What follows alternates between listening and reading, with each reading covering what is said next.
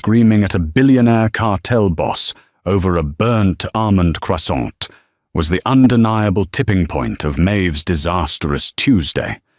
It had already started terribly with coffee spilled on white silk. Yet, when she yelled, he didn't pull a gun or threaten her family. He simply looked at her, pulled out a matte black phone, and bought the entire building. He did it all just so the barista would lock the doors, forcing her to stay and drink coffee with him. Here is exactly how it happened. Rain hammered against the streaked glass of the storefront, turning the morning commute into a miserable grey blur. Water seeped through the sole of Maeve's left boot. It was a slow, freezing creep that soaked her sock, perfectly mirroring the crushing exhaustion radiating from the base of her skull. She had slept exactly 3 hours. Her shift at the architectural firm had ended at 3 a.m., and her useless, rattling radiator had kept her shivering until dawn. Standing in line at Roast and Grind, a cramped, overhyped coffee shop downtown, was her only anchor to sanity. The air inside was thick. It smelled heavily of roasted Brazilian beans, damp wool coats, and the burnt milk crusting on the steam wand. Her knuckles were white around the strap of her canvas tote bag. There were 4 people ahead of her. 4 people between her and a double-shot Americano that she desperately needed to keep her eyes open for the morning pitch meeting. Her throat felt like sandpaper. Her patience was a frayed, threadbare string holding up a grand piano. Then, the bell above the door chimed. It wasn't a polite entrance. The heavy wooden door was pushed open with enough force that it banged against the brass stopper, letting in a violent gust of freezing wind. The ambient chatter in the cafe died instantly. Maeve didn't turn around at first. She was too busy glaring at the back of a college student's head, willing him to finish ordering his complicated matcha latte. But the atmosphere in the room shifted. You could feel it in the air pressure, a sudden, heavy drop that made the hair on her arms stand up. The barista, a kid named Toby, who usually wore a permanent, lazy smirk, froze with a paper cup halfway to the espresso machine. All the colour drained from his face, leaving him looking like a sick Victorian child. She finally shifted her weight and glanced back. He didn't look like a customer. He looked like an eviction notice, dressed in bespoke charcoal wool. Tall, shoulders wide enough to block out the street lamps behind him. His jaw was covered in a harsh, dark stubble, and his eyes were the color of a winter ocean, flat, cold, and entirely indifferent. He smelled faintly of rain, ozone, and expensive peaty whiskey. Flanking him were 2 men who wore generic black suits, their hands resting loosely at their waists in a way that made her stomach knot. He didn't look at the menu. He didn't look at the line. He simply walked forward, his leather shoes making sharp, rhythmic clicks against the distressed hardwood floor, bypassing the 5 of them waiting, and stepped directly up to the register. Double espresso, black. Now, he said. His voice was a low, gravelly rasp. It didn't ask for permission. It was a sound used to giving orders and having them obeyed before the echo faded. Toby swallowed hard, his Adam's apple bobbing rapidly. Yes, sir. Right away, Mr. Costa. Maeve stared. The college student in front of her took a nervous step back, bumping into her shoulder, head bowed. The woman behind her was staring at the floor. Everyone was shrinking, folding themselves into the corners of the room to avoid taking up space this man clearly believed belonged to him. Something inside her snapped. It wasn't bravery. It wasn't a sudden, heroic surge of righteousness. It was the wet sock. It was the impending migraine behind her left eye. It was the fact that she had been pushed around, talked over, and ignored for 48 hours straight, and this arrogant, suit-wearing prick was the absolute final straw. "Excuse me," she said. Her voice cracked. It wasn't a strong, cinematic shout. It was harsh and ugly, scraping out of her dry throat. The two men in black suits pivoted toward her instantly, their eyes narrowing. The man at the counter, Costa, didn't move. He didn't even twitch. She stepped out of line, her wet boot squeaking pathetically on the floorboards. "Hey," I said, "excuse me." Costa finally turned his head. The movement was slow, deliberate. When his eyes locked onto hers, a spike of pure, primal ice shot straight down her spine.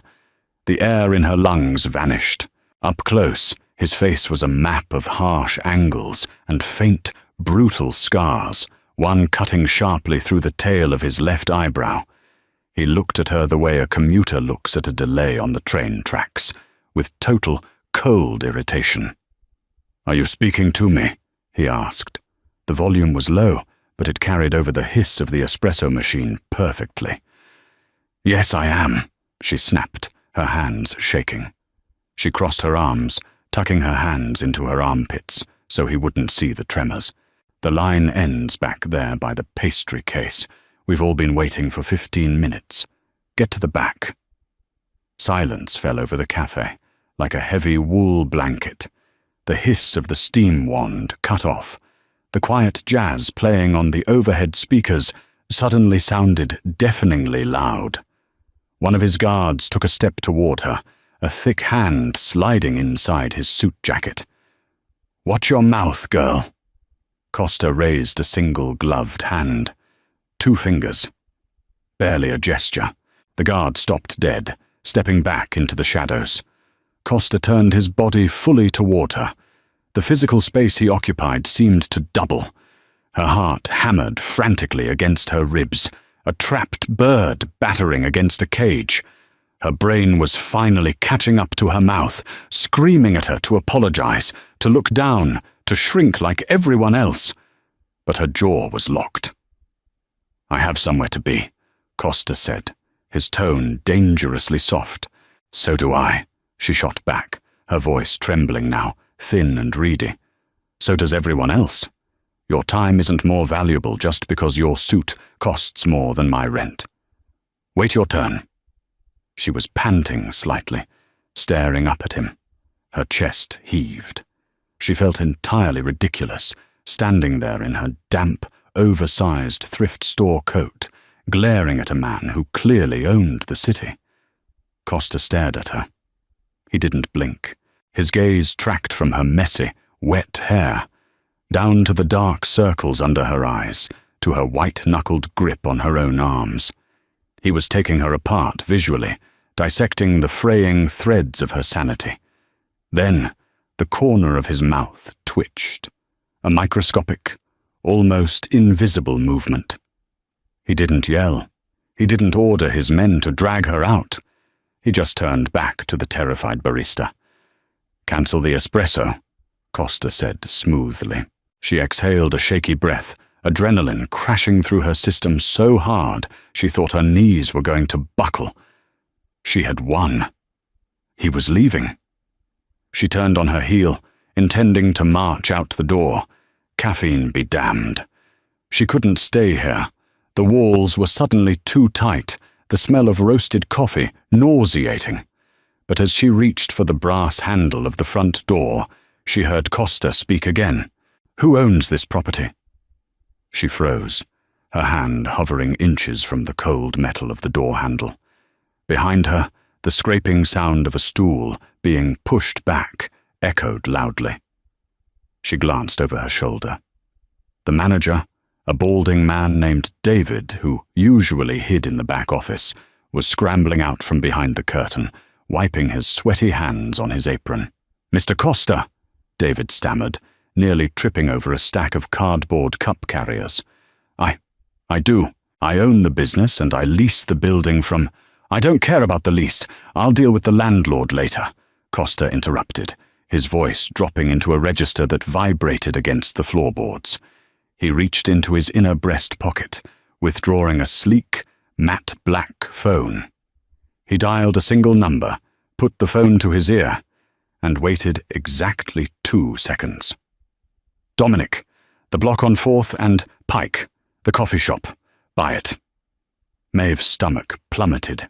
The remaining customers in the shop exchanged wide, terrified glances. "Yes, right now," Costa continued quietly into the phone, his eyes flicking over to where she stood, frozen by the exit. "Whatever the asking price is, triple it. Have the paperwork sent to my office by noon." He hung up, sliding the phone back into his coat. The casualness of it was sickening. He hadn't raised his voice. He hadn't even looked at David, the man whose entire livelihood had just been purchased with a 10-second phone call. Costa finally turned his attention to the trembling manager. "The shop is closed." David blinked, completely paralyzed. "City, sir?" "Closed," Costa repeated. He gestured vaguely toward the windows. "Clear them out. Lock the doors." Panic erupted. The college student abandoned his bag on the floor and bolted for the door, nearly knocking Maeve over in his haste. The woman in the corner practically sprinted past her, the bell chiming frantically as the door opened and closed, letting in bursts of icy wind and rain. She snapped out of her stupor, her chest tightened with genuine suffocating panic. She grabbed the handle and pushed. A heavy, leather-gloved hand slammed flat against the glass, right above her head. The force of it made the thick pain shudder in its frame. She gasped, stumbling backward. One of the guards, the massive one with a broken nose, stood between her and the door. He didn't say a word. He just clicked the heavy deadbolt into place. The metallic clack sounded like a gunshot in the suddenly empty room. "Hey!" she yelled, spinning around to face Costa. Her voice was shrill now, the exhaustion evaporating into sheer terror. "You can't do this. Unlock that door." Costa stood by the counter, slowly unbuttoning his bespoke suit jacket. He took it off, folding it meticulously over the back of a wooden chair. "Toby," he said, ignoring her entirely. The barista squeaked. Yes?" "2 double-shot Americanos. Real mugs, not paper." "I don't want your coffee," she shouted, taking a step toward him, then stopping as the second guard shifted his weight menacingly. Her hands were shaking so violently she had to jam them into her coat pockets. "Let me out of here. You can't just lock people in a building." Costa finally looked at her. He leaned his hip against the counter, crossing his arms over a crisp, white button-down shirt that looked like it cost more than her car. The hostility in his eyes was gone, replaced by a cold, clinical curiosity. It was worse. It felt like being studied under a microscope by a predator trying to decide if she were venomous or just loud. "You were the one complaining about the weight," Costa said smoothly. His accent was faint, something Eastern European buried under decades of polished American wealth. "There is no line now. Sit down." "I'm going to call the police," she threatened. It was a hollow threat, and they both knew it. Her phone was dead, buried at the bottom of her tote bag, and even if it wasn't, the way David was cowering behind the pastry case suggested the police wouldn't do a damn thing against this man. Costa let out a soft, breathy sound that might have been a laugh if it held any humor. "Call them. Tell them Victor Costa locked you in a coffee shop. See how fast they hang up." Victor Costa. The name clicked into place, sinking like a stone in her gut. She didn't run in criminal circles, but you couldn't live in this city without knowing the name.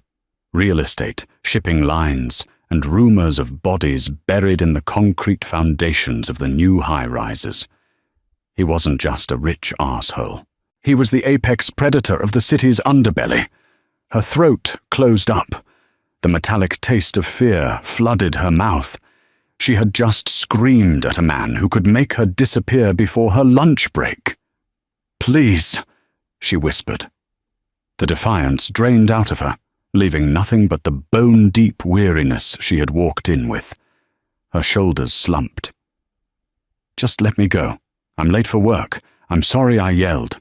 Okay? I'm sorry." Victor's eyes narrowed slightly. The apology didn't seem to please him. It seemed to annoy him.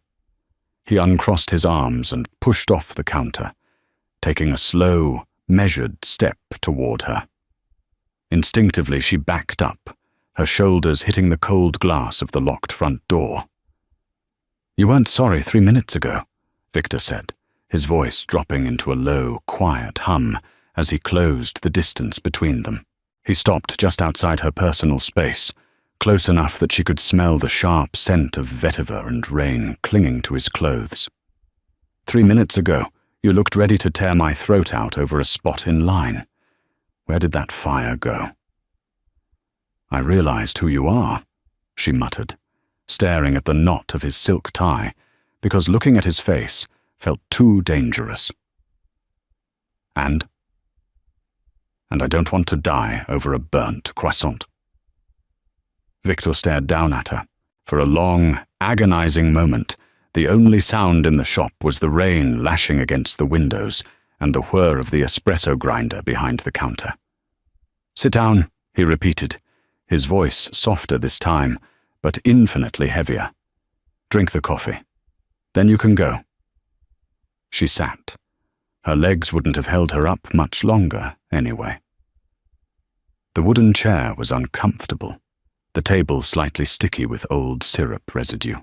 It was a table for two by the window, offering a perfect, cruel view of the busy sidewalk outside. People walked by, huddled under umbrellas, completely oblivious to the hostage situation happening inches away behind the tinted glass. Victor sat opposite her. He didn't slouch. He sat with the terrifying stillness of a man who never had to worry about what was behind him. Toby, hands shaking so badly the cups rattled against the saucers, approached the table. He set a steaming white mug in front of Victor and another in front of Maeve. Dark, bitter liquid sloshed over the rim of her cup, staining the porcelain. "Theo, thank you, Mr. Costa," Toby whispered, backing away quickly. Victor ignored him, keeping his dark eyes fixed on her face. He picked up a small silver spoon, slowly stirring his black coffee. The clinking sound grated against her raw nerves. "Drink," he commanded softly. She stared at the black liquid. Her stomach churned. She was desperate for caffeine 10 minutes ago, but now the thought of swallowing anything made her want to gag. She reached out with a trembling hand, her fingers wrapping around the hot ceramic. The heat grounded her slightly, burning the chill out of her palms. She lifted the mug and took a small sip. It burned her tongue, bitter and acidic. Victor watched her swallow. He hadn't touched his own cup. "What is your name?" "Maeve," she croaked. She cleared her throat, trying to find some shred of dignity. "Maeve Gallagher." "Maeve." He tested the syllables, his deep voice wrapping around the word in a way that made her skin prickle. "Tell me, Maeve, do you make a habit of screaming at strangers in public, or am I a special case?" She set the mug down a little too hard.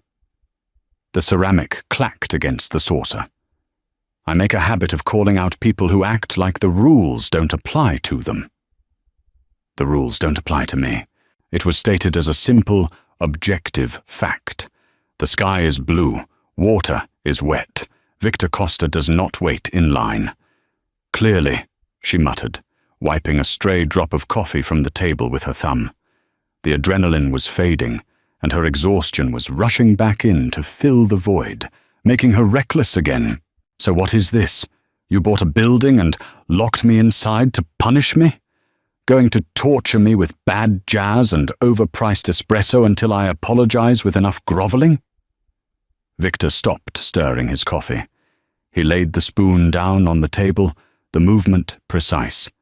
He leaned forward, resting his forearms on the sticky table, unbothered by the grime. "I kept you here because people do not yell at me, Maeve. They whisper, they beg, they run." His dark eyes searched her face, scanning the dark bags under her eyes, the pale, clammy skin of her cheeks. "You didn't run. Your hands were shaking, Your pulse was racing. I could see it beating in your neck. But you stood there and told me to get to the back of the line. Why? I was tired, she answered honestly, a bitter, exhausted laugh escaping her lips. I haven't slept. My radiator is broken. My boss has been breathing down my neck for a proposal that's due in an hour, and my boots leak. I just wanted a coffee. I didn't care who you were. I just wanted you out of my way. It was the most pathetic, unheroic confession in the world. She wasn't a brave woman standing up to a tyrant. She was an overworked, underpaid architect who had momentarily lost her grip on reality because of a wet sock. She expected him to laugh. She expected disgust, or at least a sneer of superiority. Instead, Victor's expression softened by a fraction of a millimeter. The hard, violent lines around his mouth relaxed. He looked down at her feet, hidden beneath the table, and then back up to her face. "Take off your coat," he ordered quietly. She blinked, her grip tightening on the coffee mug. "What?" "No. Your coat is wet. You are shivering. Take it off." "I'm fine," she lied, her teeth practically chattering as the damp wool pressed against her back. Victor didn't argue. He simply reached across the small table. She flinched, pressing herself hard into the back of the chair, but his large, warm hands bypassed her face entirely. He caught the lapels of her cheap, soaked coat, and with a swift, economical movement, pulled the fabric down her shoulders. She gasped at the sudden intrusion of his space, the heat radiating off his hands. He easily stripped the heavy, wet wool off her arms, tossing it onto the empty chair beside him. The sudden lack of the cold, damp weight was a relief, though she would rather die than admit it. Before she could protest, Victor picked up his own discarded suit jacket, the heavy, dry charcoal wool, and draped it over her shoulders. It was massive on her. It swallowed her upper body entirely. The silk lining was still warm from his body heat, and the heavy scent of vetiver and dark spice completely overwhelmed the smell of the cafe. She sat frozen, swamped in his jacket, staring at him in complete bewilderment. "Drink your coffee," Victor repeated, leaning back in his chair. He finally picked up his own mug, taking a slow sip, his eyes never leaving hers over the rim of the cup. "We have time to kill before your proposal is due." Her phone buzzed in her canvas tote bag, a harsh, rattling vibration against the floorboards. She jumped, her knee banging hard against the underside of the small table. The dull throb of pain barely registered through the thick layer of adrenaline still pulsing in her veins. "Answer it," Victor said. He wasn't looking at her. His attention was focused on the heavy silver watch on his left wrist, adjusting the leather strap with agonizingly slow, deliberate movements. She reached down, her fingers numb and clumsy, and yanked the phone out of the bag. The screen was cracked diagonally, a casualty of a dropped bag 3 months ago that she couldn't afford to fix. The bright white numbers glared back at her. 8:14 a.m.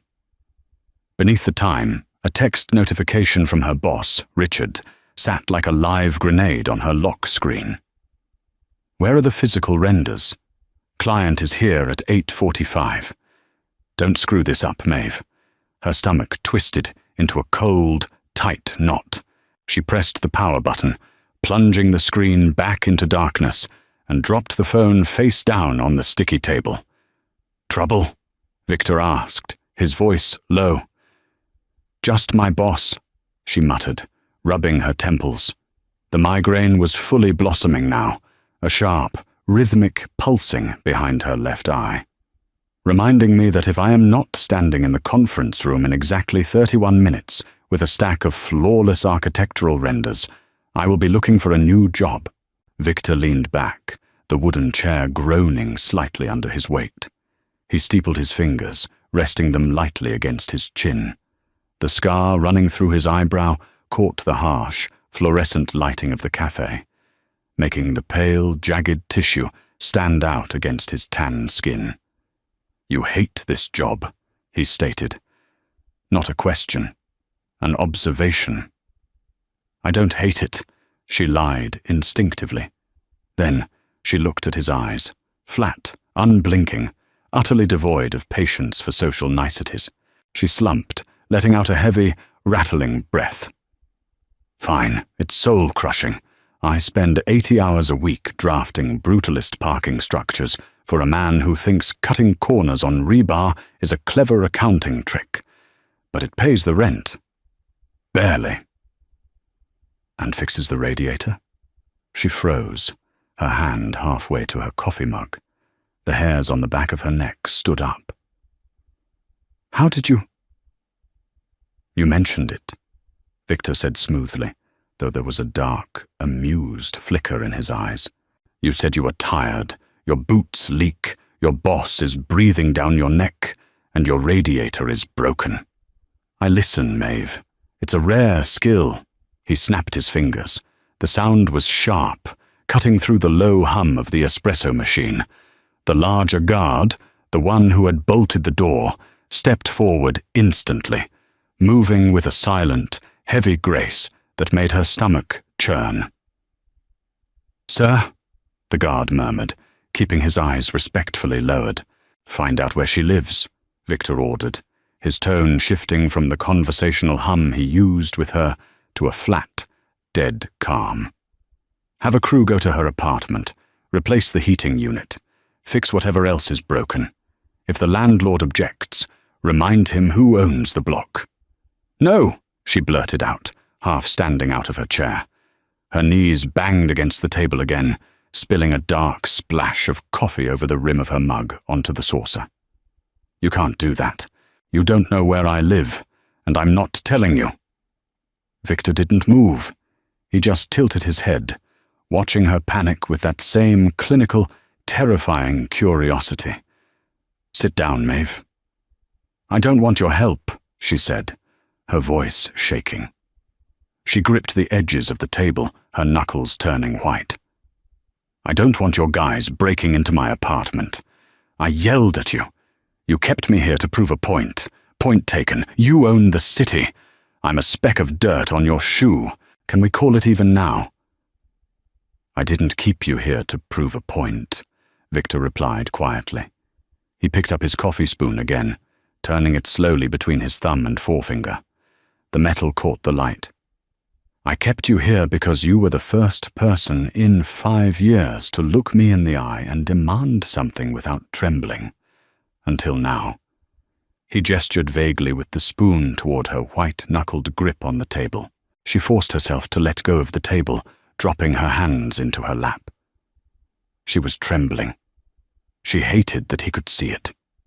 She hated that her body was reacting to him like prey, even as her brain desperately tried to maintain some illusion of control. "I'm not letting your men into my apartment," she said stubbornly, her voice dropping to a harsh whisper.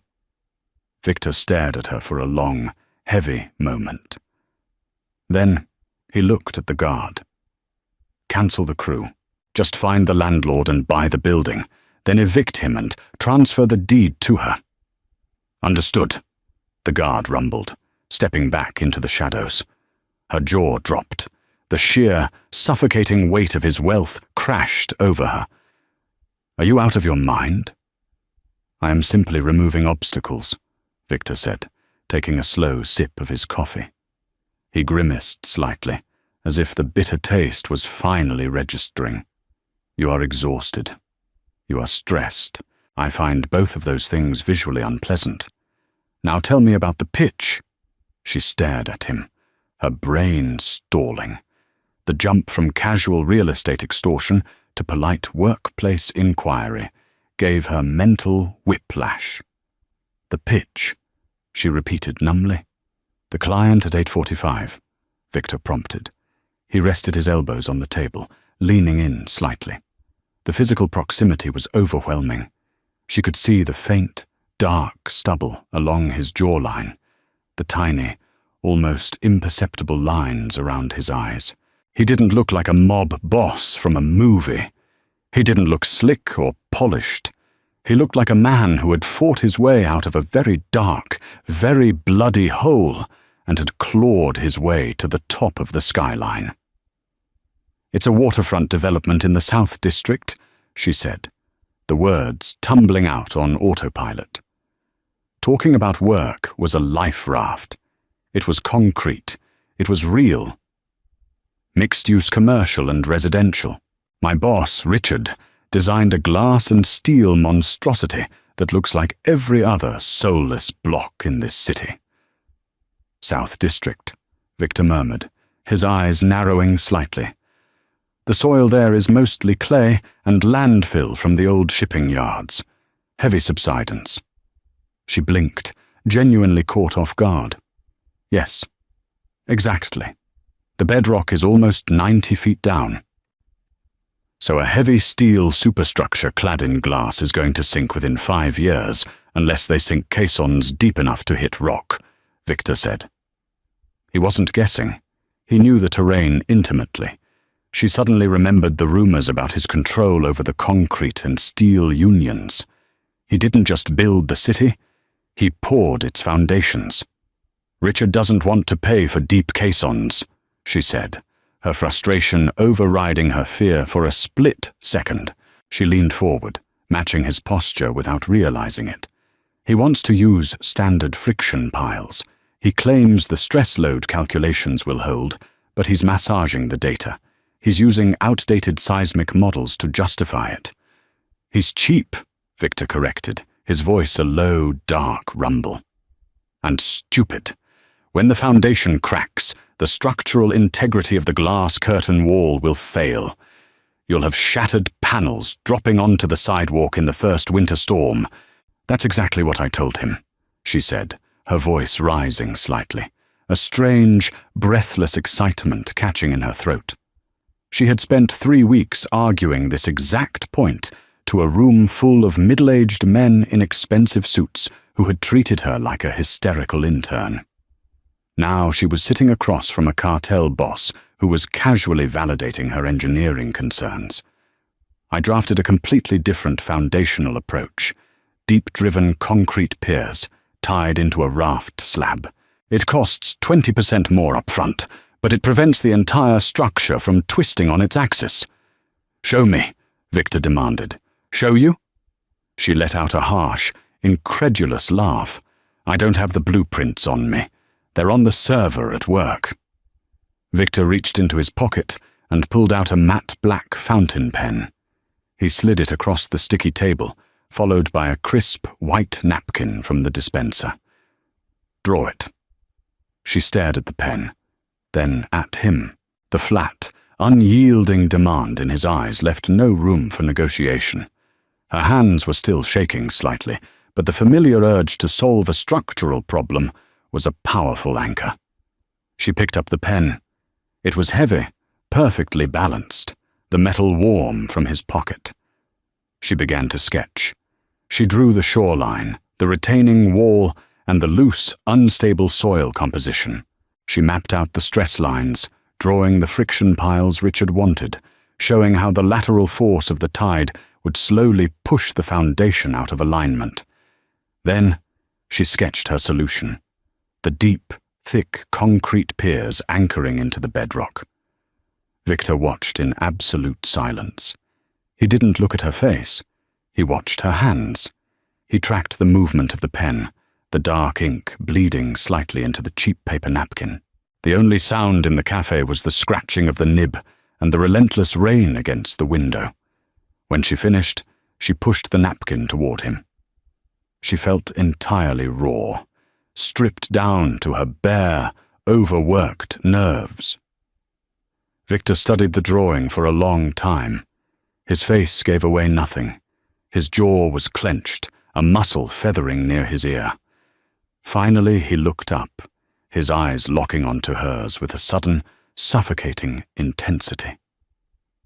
"This is brilliant work, Maeve," he said, quietly. There was no mockery in his tone, no condescension. It was a simple, absolute truth. "You are wasted on a man who counts pennies on concrete." Her breath hitched, Her chest tightened so hard it physically hurt. No one had ever called her work brilliant. She was used to red ink, condescending pats on the shoulder, and her designs being cannibalized by men whose names went on the plaque. "It doesn't matter," she whispered, looking away, staring blindly at the pastry case across the room. "He's pitching his design today. If I don't show up with the renders for his friction pile disaster, I'm fired."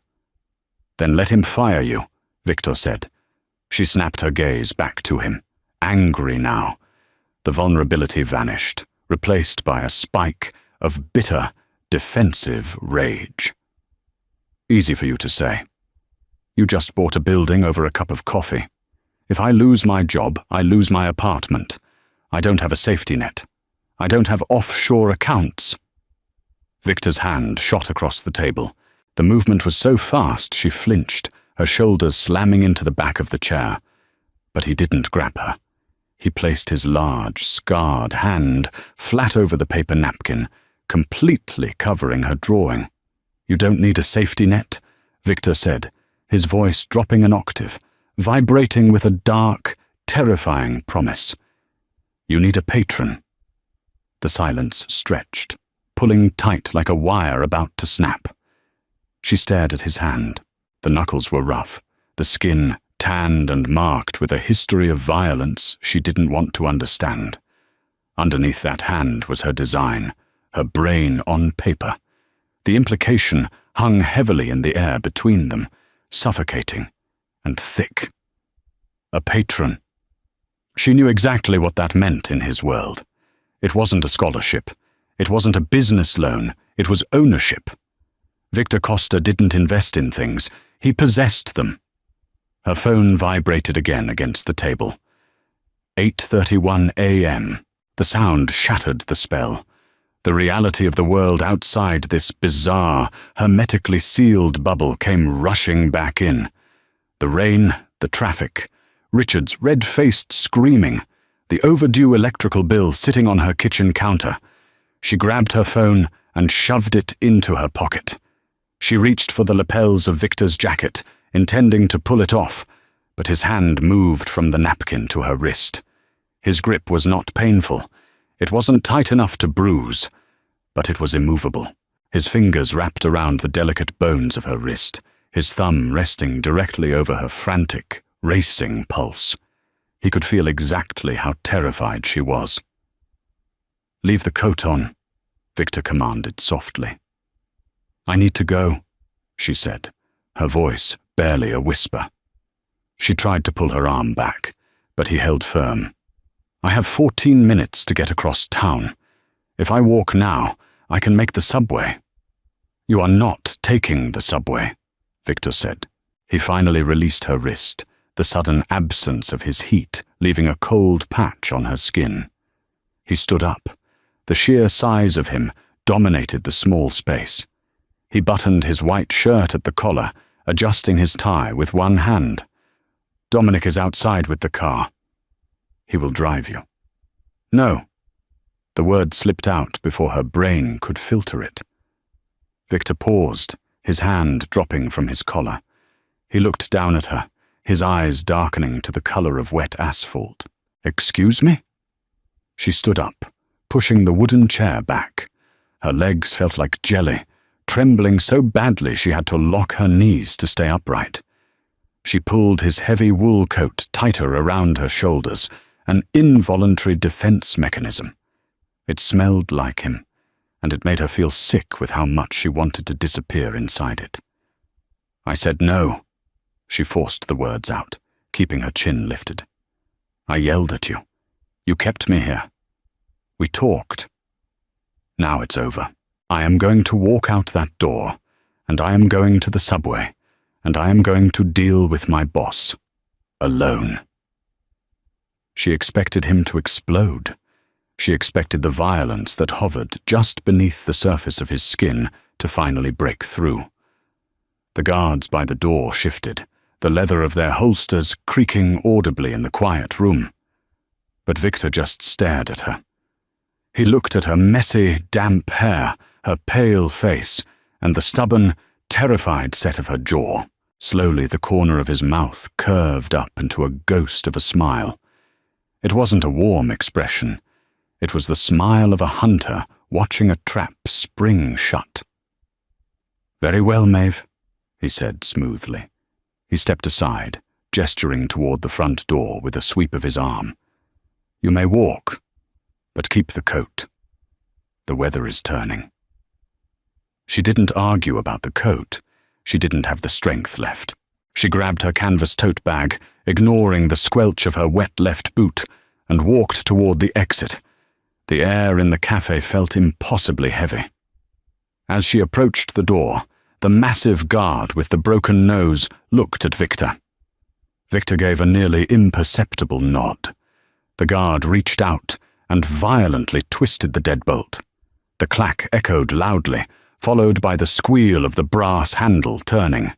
He pulled the heavy door open, letting in a blast of freezing, wet wind. The noise of the city, sirens, tires splashing through puddles, the hum of traffic, crashed over her like a physical blow.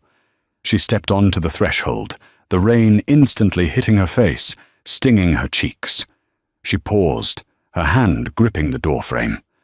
She couldn't stop herself. She turned back one last time. Victor was still standing by the small table. He hadn't moved. He was watching her with those flat, dead eyes, the white paper napkin with her design still resting on the table in front of him. "Good luck with your pitch, Maeve," Victor called out over the sound of the rain, his voice cutting through the noise with chilling clarity. "I have a feeling Richard is going to be very receptive to your ideas today." Her stomach bottomed out. The cold tone of his voice carried a promise that had absolutely nothing to do with architectural integrity. She turned and practically ran out into the storm, the heavy silk lining of his coat flapping against her legs. She hit the sidewalk, dodging umbrellas and briefcases, her heart hammering a frantic, desperate rhythm against her ribs. She made it to the subway entrance, plunging down the concrete stairs into the humid, subterranean gloom. As she swiped her worn Metro card, she glanced down at her wrist, rubbing the spot where his fingers had rested. Her pulse was still racing, loud and erratic in her ears. She thought she had walked away. She thought she had stood her ground and won her freedom. But as she stood on the crowded platform, shivering inside a billionaire mobster's bespoke suit coat, staring at the dark tunnel ahead, a cold, hard realization settled heavily in her gut. Victor Costa hadn't let her go. He had just lengthened the leash. The elevator bank at Harrison and Webb Architecture smelled permanently of ozone and burnt dust. She stood in the brushed steel box, watching the floor numbers tick upward in glowing red. Floor 12, floor 13. Her left boot squelched with every minor shift of her weight. She looked like a deranged vagrant. Victor's massive charcoal coat swallowed her frame, the sleeves rolled up twice, just so her hands could emerge. The silk lining clung to her damp blouse. Floor 15. The doors dinged and slid open. She braced herself for the screaming. Richard was a man who communicated primarily through spit and vein-popping volume. She fully expected him to be waiting by the reception desk, ready to fire her publicly before she could even take off this ridiculous coat. The reception area was dead silent. Sarah, the chronically bored receptionist, was sitting rigid behind her curved desk. Her headset hung loosely around her neck. She wasn't typing. She was staring straight ahead, her face the color of skim milk. "Sarah?" she asked, her voice cracking slightly. She flinched, her eyes snapping to Maeve. She looked at her wet hair, down to the oversized men's coat, and then swallowed hard. "Conference room B, Maeve. They're waiting." Her stomach plummeted. The client was already here. She was dead. She was walking the plank. She trudged down the carpeted hallway, the squelch of her boot the only sound in the sterile environment. The glass walls of conference room B loomed at the end of the corridor. Through the frosted middle pane, She could see silhouettes. 3 men. She pushed the heavy glass door open. It hissed on its pneumatic hinges. "Richard, I'm sorry," she started, the apology tumbling out of her mouth automatically. "The subway stalled, and I didn't have time to print the renders for the friction piles." She stopped. The air in the room was entirely wrong. It smelled like cold sweat, expensive cologne, and sheer, unadulterated terror. Richard was standing at the head of the long oak table. His light blue button-down shirt was dark with pit stains. His tie was loosened. He looked like he had aged a decade in the 20 minutes since he had texted her. Sitting to his right was Arthur Pendleton, the city zoning commissioner and their supposed client. He looked equally green, his hands clasped tightly in his lap. Sitting at the far end of the table, perfectly relaxed in a Herman Miller chair, was Dominic, Victor Costa's guard. He wasn't wearing a suit jacket anymore. The heavy bulk of his shoulder holster was clearly visible over his dark shirt. He was casually flipping through one of Richard's glossy portfolios, looking profoundly bored. Dominic looked up as she froze in the doorway. His eyes flicked to the coat draping her shoulders. A microscopic nod of recognition passed his lips. "Ah, Maeve," Richard squeaked. His voice was an octave higher than normal. He practically lunged across the room, grabbing her elbow and pulling her inside. "Right on time. Perfect. We were just discussing the foundational approach." She stared at him. "The friction piles." "God, no!" Richard said, his eyes wide and panicked. He wiped a hand across his gleaming forehead. No. That was a terrible idea. Short-sighted. Dangerous, really. I was just telling Mr. Pendleton here that my senior architect, that's you, Maeve, had drafted a brilliant, fully realized plan for deep-driven concrete piers, a raft slab, the only responsible choice for the South District. Her jaw physically dropped. She looked at Arthur Pendleton. The man was nodding vigorously, looking as though Richard had just suggested curing cancer. "Absolutely," Arthur stammered, avoiding Dominic's gaze. "Safety first, whatever the cost. The budget is flexible, very flexible." She looked at Dominic. He slowly closed the portfolio, letting it slap softly against the wood table. He didn't say a word. He didn't have to. "Maeve," Richard said, his fingers digging painfully into her arm. He was silently begging her, pleading. "Do you have the drawings? The piers?"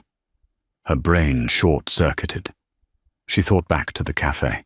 "I have a feeling Richard is going to be very receptive to your ideas today." Victor hadn't just made a threat. He had dismantled her boss's entire reality in the time it took her to ride the C train 6 stops. She started, her mouth dry. She reached into the oversized pocket of Victor's coat. Her fingers brushed against a thick, folded piece of paper she hadn't realized was there. She pulled it out. It was her napkin sketch. Only it wasn't just a napkin anymore.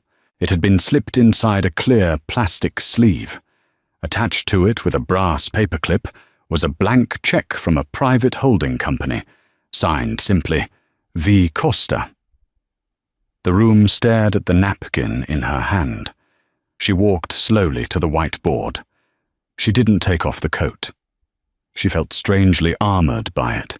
The heavy wool was a physical barrier between her and the pathetic, cowering men in the room. She picked up a dry erase marker. Her hand wasn't shaking anymore.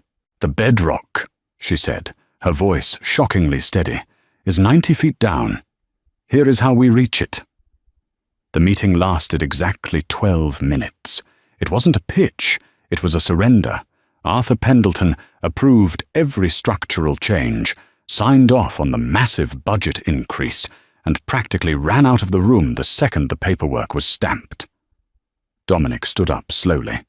He adjusted his holster, gave her another brief, unreadable nod, and walked out without a single syllable. The heavy glass door swung shut. Richard collapsed into a chair. He put his head between his knees and breathed in harsh, ragged gasps. She stood by the whiteboard, staring at her own schematics. The marker dust coated her fingertips. "What did you do, Maeve?" Richard whispered. He didn't sound angry. He sounded hollow. She turned around. "I got a coffee." Richard let out a dark, broken laugh. He sat up, rubbing his hands over his face. "A coffee? Right. Well, I hope it was a good one." He pointed a trembling finger at the check resting on the table. "Do you know who that is?" "I have an idea." "He bought the firm," Richard said bluntly. She blinked. "What?" 20 minutes ago, a shell company bought out Webb's shares and then made me an offer I literally couldn't refuse. If I didn't sign, they were going to freeze my assets and have me investigated for structural fraud on the Hudson project. Richard stared at the grain of the oak table. "I'm out. I'm packing my office. The firm is yours." The room spun. "Mine. I'm a junior architect." "You're the lead now," Richard said bitterly, pushing himself up from the chair. He looked at her, his eyes dropping to the massive charcoal coat. A flash of something ugly and knowing crossed his face. "Whatever arrangement you made with him, I hope you know what you're doing. Men like Victor Costa don't build things. They own things. And they break whatever they can't own." He walked out, leaving her alone in the silent room. She didn't stay to pack his boxes. She didn't stay to talk to Sarah. She grabbed her tote bag, folded the plastic-sleeved napkin into her pocket, and left the building. The rain had stopped, leaving the city slick and gleaming under a bruised grey sky. The walk to the subway was a blur. Her mind was a chaotic static of numbers, concrete mixtures, and the terrifying, heavy silence of Victor Costa's eyes. Her apartment building was in the Narrows, a neglected neighborhood that always smelled faintly of sulfur and rotting garbage. She climbed the 4 flights of stairs, her wet boots squeaking against the chipped linoleum. The hallway reeked of boiled cabbage. She jammed her key into the sticky lock of 4B and pushed the door open. A wave of dry, blistering heat hit her face. She froze in the doorway. Her apartment was usually a meat locker by November. Now, it felt like a sauna. She dropped her bag and walked slowly into the cramped living room. The ancient, peeling radiator under the window was gone. In its place was a sleek, matte black cast-iron unit, radiating a steady, silent wave of heat. The wall behind it had been freshly plastered and painted. She stared at it, her chest tightening. She felt violated. She felt seen. She felt a terrifying, shameful surge of relief that she wouldn't have to sleep in 3 sweaters tonight. She walked into the tiny kitchenette. Sitting perfectly centered on the cheap laminate counter was a heavy, manila envelope. Her hands were shaking again as she reached for it. She broke the wax seal. Inside was a stack of legal documents. She skimmed the heavy legalese, her eyes catching on key phrases. Deed of transfer. Property of Maeve Gallagher. Paid in full. He hadn't just fixed the radiator. He had bought the slumlord out, transferred the deed to her name, and paid the property taxes for the next 10 years. At the bottom of the envelope was a small, thick piece of cardstock. A heavy, embossed crest sat at the top. Beneath it, written in the same sharp, angular handwriting that had signed the check, was a single line. The foundation must be stable before we build. V. She backed away from the counter until her shoulders hit the refrigerator. She slid down the cold metal door until she hit the linoleum floor, pulling her knees to her chest. She buried her face in the collar of his suit jacket, breathing in the scent of vetiver and storm clouds. She was trapped. Not in a cage, but in a fortress, and she didn't know if the man who built it was trying to protect her or make sure she could never leave. Sleep was a biological impossibility. The new cast-iron radiator hissed in the corner of her apartment, a rhythmic, metallic ticking that sounded like a bomb timer. It pumped out a dry, suffocating heat that baked the lingering smell of boiled cabbage into the peeling wallpaper, leaving her throat feeling like sandpaper. She spent the entire night sitting cross-legged on the warped linoleum floor, Victor's charcoal coat bunched around her shoulders like a bulletproof vest. She stared at the manila envelope until the street lamps bleeding through the blinds gave way to a bruised, smoggy dawn. By 8 o'clock, her boots were dry. The leather had warped and stiffened from the rain, pinching her toes with every step. She put them on anyway. She shoved her arms back into the massive sleeves of Victor's coat, grabbed the envelope, and locked her door. She didn't take the C train to the architectural firm. She took the express line straight to the financial district. The Costa Holdings building was a brutalist monolith of black glass and steel that loomed over the intersection like a sheer cliff face. The morning sun hit the facade, but the tinted windows didn't reflect the light. They seemed to swallow it whole. She pushed through the heavy revolving doors, the canvas of her tote bag scraping against her hip. The lobby was a cathedral of chilled marble and aggressive silence. The air conditioning was cranked so high it made her eyes water. It smelled faintly of ozone and expensive floor wax.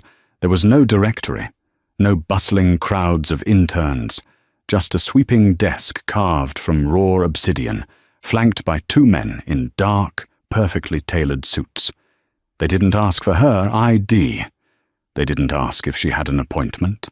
As her warped boots squeaked against the pristine floor, the taller man simply pressed a button hidden beneath the counter. A frosted glass elevator door behind him slid open with a soft, hydraulic hiss. They were expecting her. The realization made her stomach pitch violently. The ride to the top floor made her ears pop 3 times.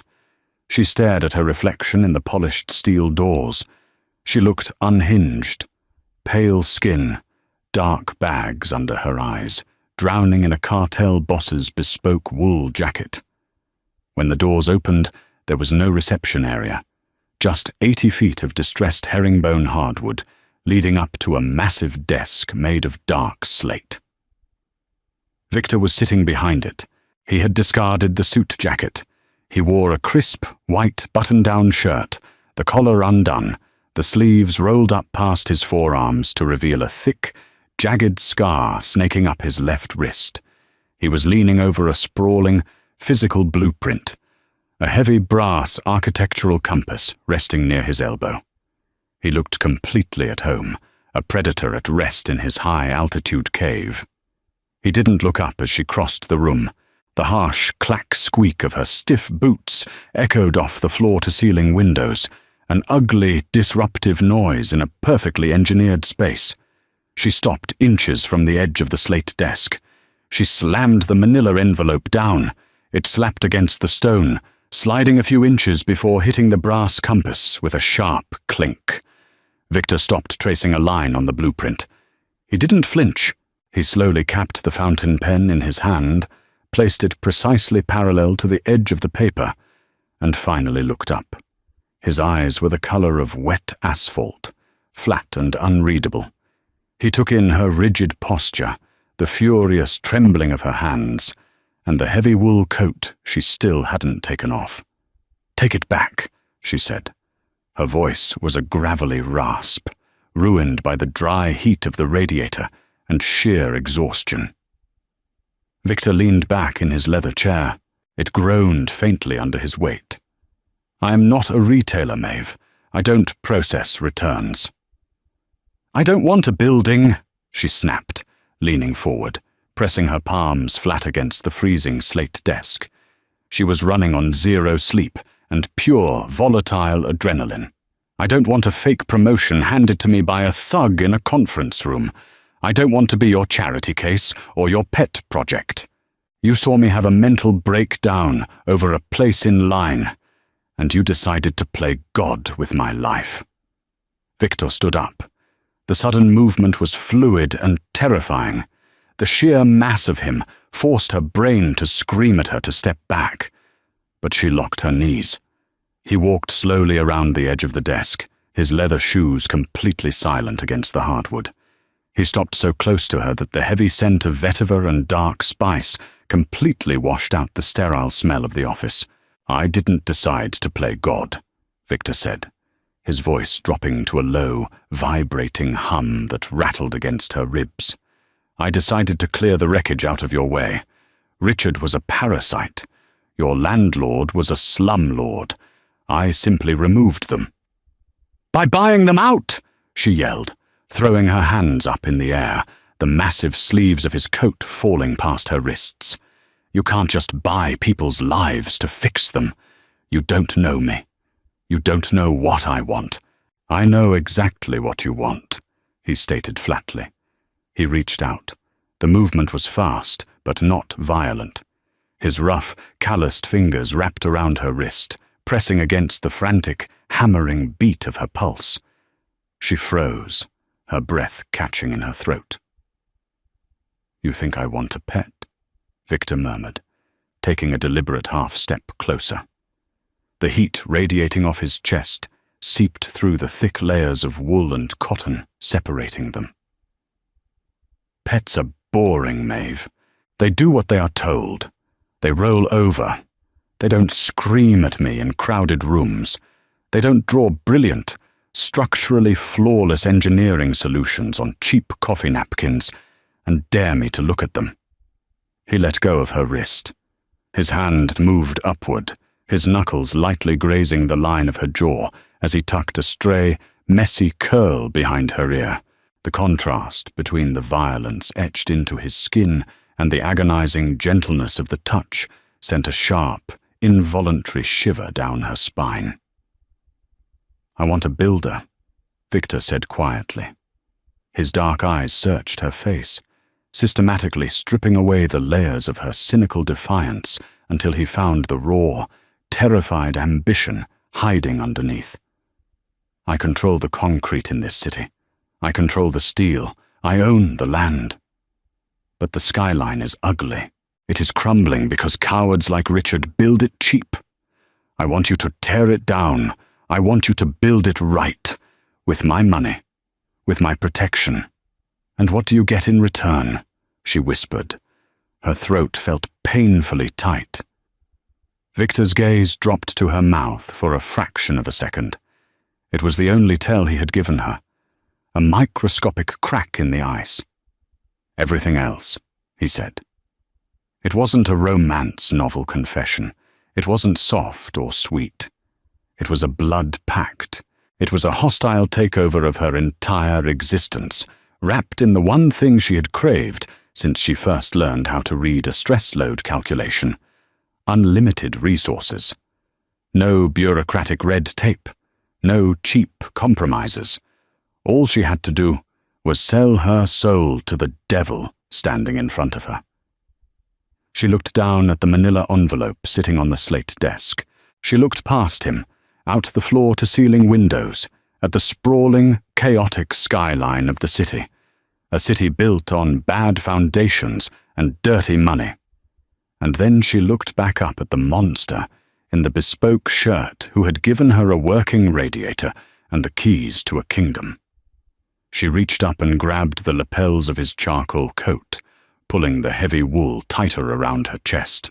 "The deep-driven piers will cost 30% more, not 20, she said, her voice deadpan, the adrenaline finally settling into a cold, hard resolve. "And I don't work weekends." Victor stared at her. For the first time since she had met him, a genuine smile broke across his face. It was a dark, dangerous thing, like a crack of lightning illuminating a pitch-black sky. "We have a deal, Maeve." Did Maeve make the ultimate power move, or did she just walk into a beautifully designed cage? When ambition meets organized crime, the blueprints get complicated. If you loved this deep dive into the gritty, tension-filled world of Mafia romance, hit that like button.